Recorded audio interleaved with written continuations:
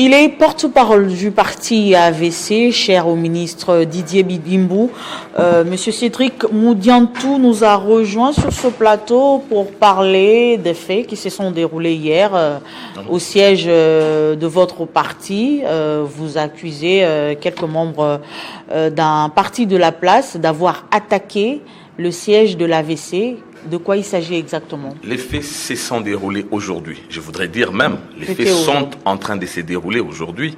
Okay. Parce qu'il y a quelques heures, pas deux, 1 heure, peut-être 1 heure et demie, que le siège du Parti Haute Révision du Congo a vu des bandits du parti voisin, j'ai cité SID de Martin Fayoulou, qui se sont attaqués. Malheureusement. Qu'est-ce qui justifie que ce sont les militants du parti SID? Ils ne sont pas les avez identifiés? Ils ne sont pas leur premier forfait.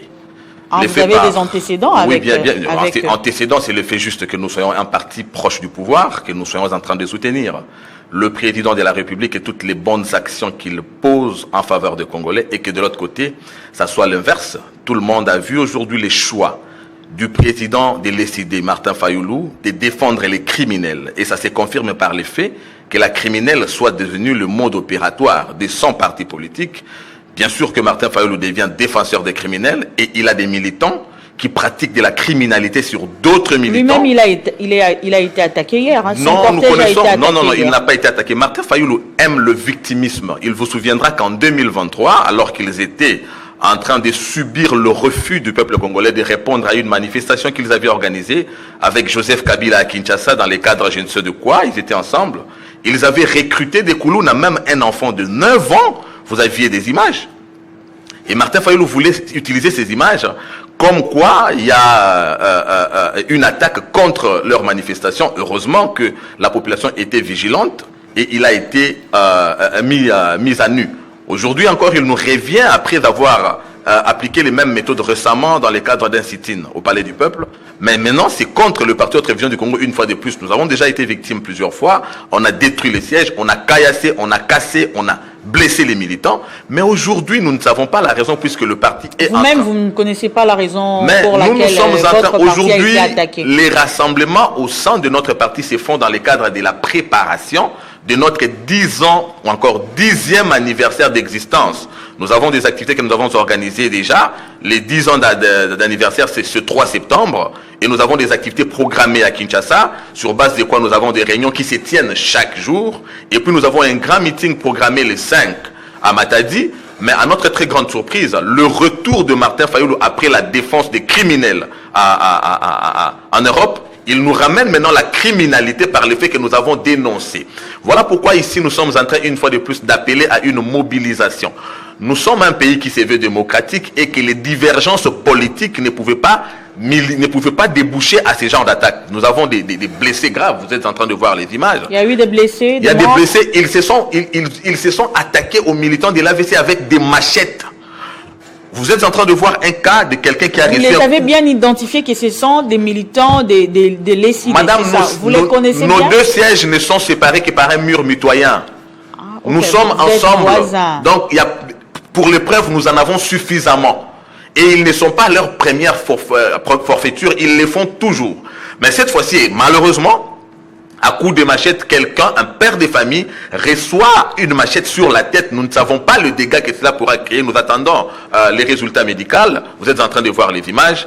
L'AVC est en train ici de prendre l'opinion nationale à témoin puisque une plainte va être déposée et les responsables évidemment devront répondre de leur actes. Jusqu'où l'AVC compte aller après cette attaque? Non, mais de toutes les façons, nous sommes des pacifistes. Nous avons lutté dans ce pays main nue. Nous avons fait face à la dictature et avons gagné. Ce n'est pas la barbarie qui nous propose aujourd'hui comme recette Martin Fayoulou, le défenseur des criminels, qui nous fera changer notre posture des pacifistes. Mais le plus important ici, c'est que nous avons déjà instauré l'état des droits dans ce pays et la justice devra s'occuper de ça.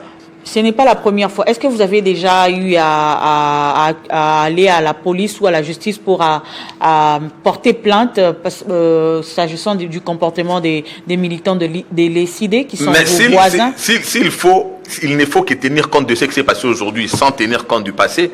La police est sur place. Dans le passé, le calme est revenu. Ce qui s'est passé dans le passé, c'est juste le fait que le parti Haute Révision du Congo soutient le président de la République. À l'entrée de notre parti, il y a un grand panneau où vous avez à gauche le président de la République, à droite l'autorité morale du Patriote Télévision du Congo. À plusieurs reprises, ils se sont attaqués à ces panneaux. Vous verrez par moments, ils viennent, ils déchirent juste le côté où il y a le président public, puisqu'ils ne veulent pas le voir. Ce sont des provocations qui se multiplient. Ce sont des actes de provocation. Okay. Et lorsque nous remettons cette affiche, cette fois-là, ça énerve encore davantage. Ils s'en prennent au siège, ils ont cassé, ils ont plusieurs fois blessé.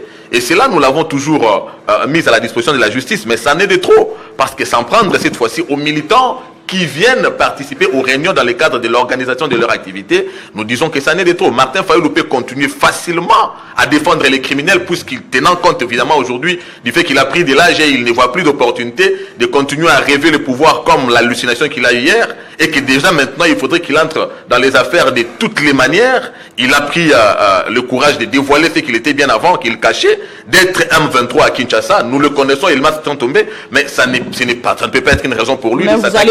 Vous allez aussi loin dans vos propos. Non, les propos sont clairs, maman. Je comprends pourquoi... Non. Nos propos sont factuels. Qui n'a pas vu Martin Fayulu défendre ceux qui sont à la base de plus de 30 000 morts à l'Est?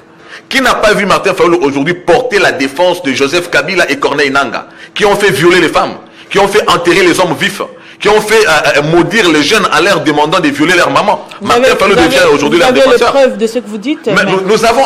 Quelle preuve? Vous demandez quelle preuve, madame? De ce que vous dites.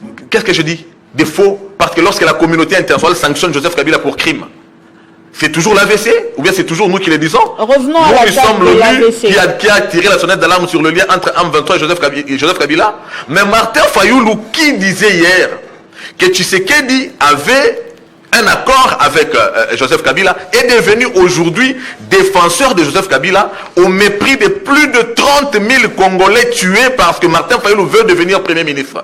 Voilà maintenant que le peuple congolais le connaît, il envoie ses voyous.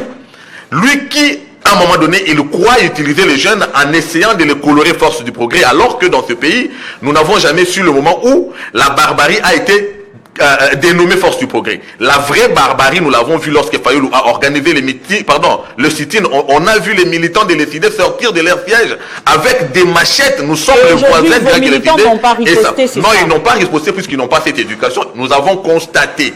La riposte ne pouvait pas déboucher à des blessures comme vous le voyez. Le sang a coulé. Ces sangs-là criera vengeance puisque l'AVC va porter plainte. Et évidemment, nous demandons à la justice de faire son travail, mais également, nous appelons à la mobilisation collective des Congolais parce que ça ne peut pas être laissé comme quelque chose de facile. Martin Fayulu doit être désavoué par la communauté nationale comme acteur politique. Aujourd'hui, nous avons Corneille Nangaa, rebelle, nous avons Joseph Kabila, criminel, nous avons Martin Fayulu à Kinshasa, un autre criminel qui prend la défense des criminels et qui pousse ses militants à poser les actes de criminalité et de barbarie, des tortures des citoyens paisibles à Kinshasa. Ça ne passera pas dans un état de droit. Nous savons ce qu'il est en train de vouloir obtenir. Il l'obtiendra au prix de ce qu'il veut, peut-être les dialogues, mais pas au prix de la barbarie. C'est votre version des faits. J'espère que les militants et les responsables du parti SID nous suivent.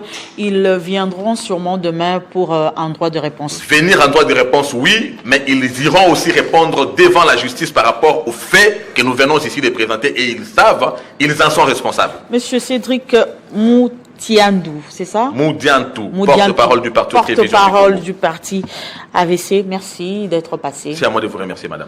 Et nous allons suivre de près ce dossier. Très bien, merci. Merci à vous également de nous avoir suivis. Ne nous quittez pas. Tout à l'heure, vous allez suivre la grande édition du journal avec Gaëtan Kouba-Bouranzi. Quant à moi, je vous retrouve très prochainement avec le même plaisir.